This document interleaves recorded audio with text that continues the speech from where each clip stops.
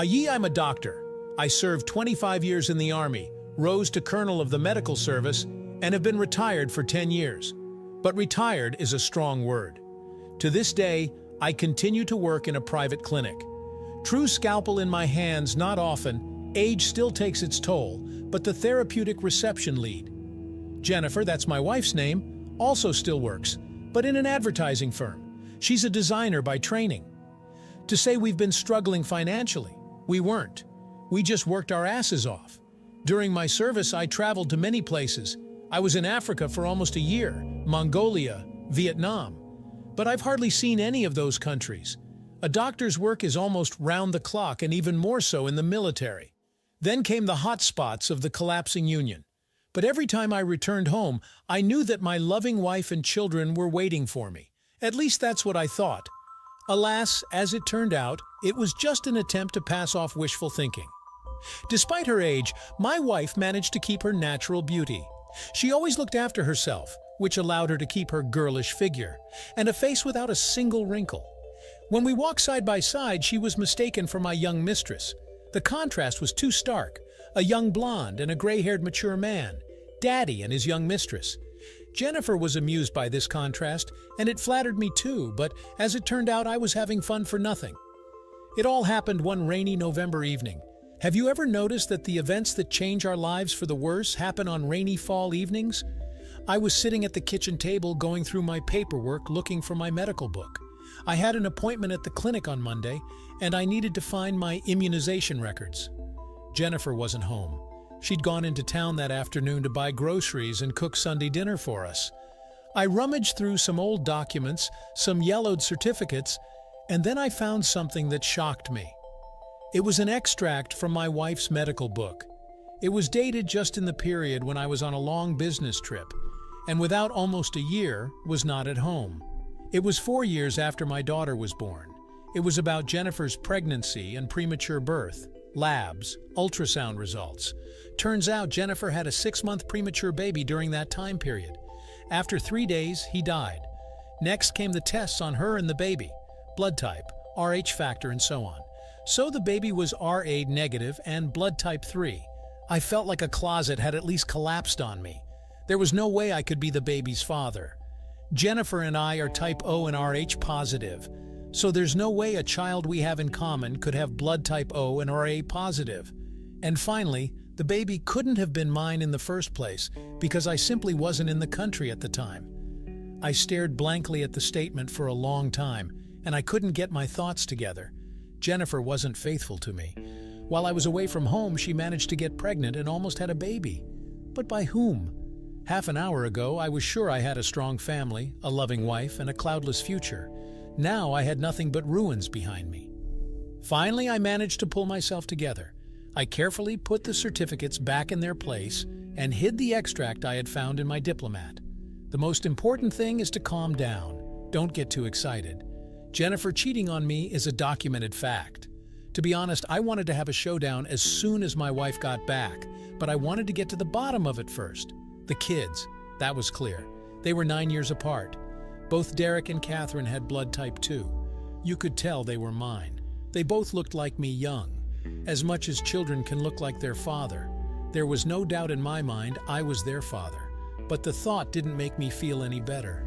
I couldn't understand why she had done this to me. We married for love. I'd been courting her for almost a year. Other persons of the female sex for me did not exist, although I had an attractive appearance, and the attention of the opposite sex was not spoiled. But for me, all my life existed, only one woman, my Jennifer. During our life together, I tried to surround my wife with care and attention. Sometimes it seemed to me that I had no other single life. My wife was everything to me and more. And here it is. My heart ached. I went out on the balcony for a breath of fresh air. Looking down, I saw in the light of a dimly burning street lamp as a car stopped near our entrance. After a while, my wife jumped out of the car, followed by a man. He opened the back door and pulled out some packages. Jennifer gave him a quick peck on the cheek, took the bags, and walked into the driveway. The man plopped into the driver's seat and the car slowly pulled out of the yard. Yes, the farther away, the merrier. The front door lock clicked. "Thomas, are you home?" My wife's voice was unexpectedly loud, and I realized I couldn't take it anymore, and I was going to have to get into a fight right now. I stopped by Sophie's to talk about life. Jennifer's voice was emotionless. "Well, that's a long time. I'm going to make something quick. Why are you so pouty?" She kissed me on the cheek, and I heard the fresh smell of alcohol. But without puckering up, Sophie and I drank a little champagne.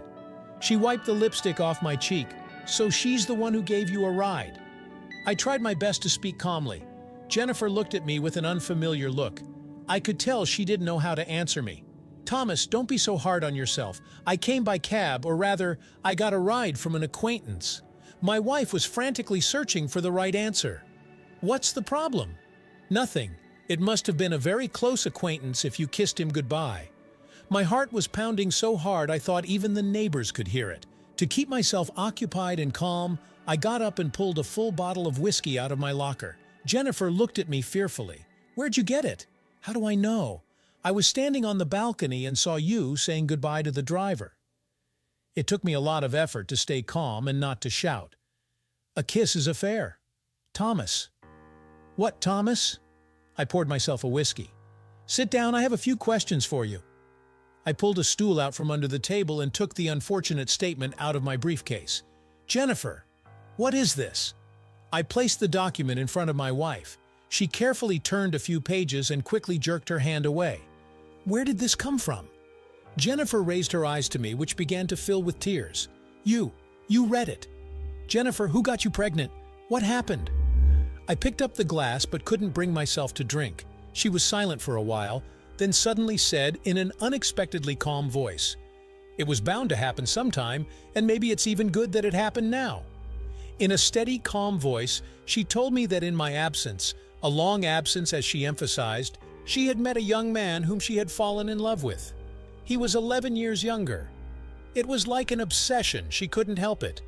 At first she ran to him for dates, and then she took the children to her mother, and he moved into our apartment with her. They started living as husband and wife. From the sessions of unearthly love she got pregnant, and he proposed to her. To her, a married woman, the mother of my 2 children. In her love stupor, she even secretly hoped that I wouldn't come back at all, and then everything would work itself out. They'd get married and be together. But something didn't work out. The baby was born prematurely and died 3 days later. That's where she burst into tears. I understood that she didn't care about the remaining children. After the child's death, relations between them cooled, and they, according to her, began to distance themselves from each other. Then a young woman appeared on the horizon, and her lover finally left her, in pursuit of new adventures. After worrying for a while, Jennifer took the children and waited for me. When I returned, she greeted me as if nothing had happened. And for the next few years, she diligently played the role of loving and caring wife. I was shocked. To be honest, for a while, I lost the ability to think and speak at all. I silently stared at the wall, and not a single thought popped into my head. I just stared blankly at one point.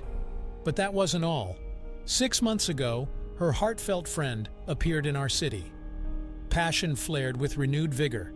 It turns out she'd been in love with him all these years, and my wife fell into his arms. In general, they meet all this time, and she wants to start a new life, in which, alas for me, there is no place. She has lived with me for 40 years, given me her best years, and now that the kids are grown up, she wants to start over with the man she loves. Saying all of this, she knew full well that with every word she said, she was mercilessly killing me. For a second, she reminded me of an executioner, indifferently doing his job. It's nothing personal. It's love. It happens. That's it. We can exhale and drink. What happened next? I poured the whiskey again and drank it in one gulp. It's a strange drink. It doesn't get me at all. Maybe it's weathered. I took the bottle and looked at the light. No, the color's fine. Light brown like an aged Irish Vicky should be. Oh, I get it. I just need to pour more. What am I really doing? Or maybe you don't pour it. You pour it straight from the neck. You've noticed that a bottle of good whiskey has a wide, comfortable neck, like a decanter. Very convenient, I'll tell you. You practically don't need a glass.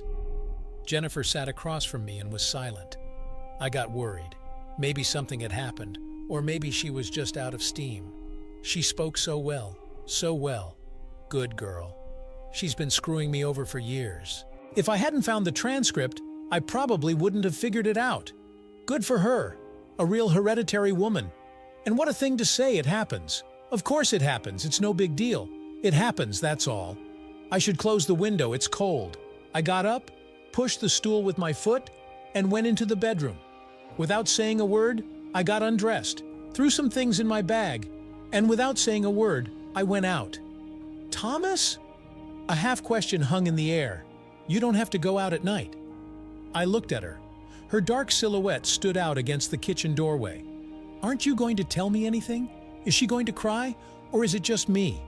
Poor girl, so nervous. I shrugged, opened the door, and walked out, trying not to hit the doorframe with my horns. Outside, the fall awaited me. I breathed in the damp air, threw my bag on my shoulder, and slowly wandered down the sidewalk strewn with yellow leaves. I really wanted a cigarette. I even patted my pockets just in case. Of course, I couldn't find anything because I had quit smoking 20 years ago at Jennifer's request. She was very concerned about my health and longevity. It was quite late. The city was trying to forget itself in a troubled sleep. The windows of the houses were barely lit, and only the streetlights cast a dim light on the almost deserted streets. A cell phone beeped. Jennifer, worried about her husband. I clicked off and turned the phone off.